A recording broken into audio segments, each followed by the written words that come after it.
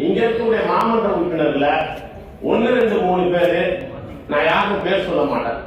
சட்டமன்ற உறுப்பினரா போகணும்னு நான் என்னுடைய மனசார பார்க்கிறேன்.